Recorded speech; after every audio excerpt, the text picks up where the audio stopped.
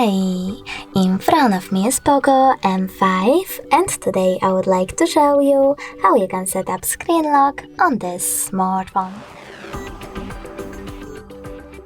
First of all, just go into settings and scroll down.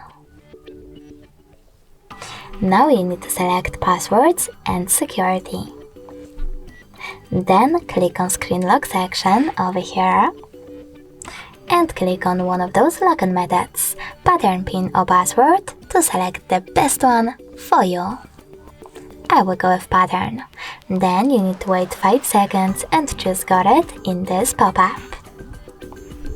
Now you can create your login method and then repeat it.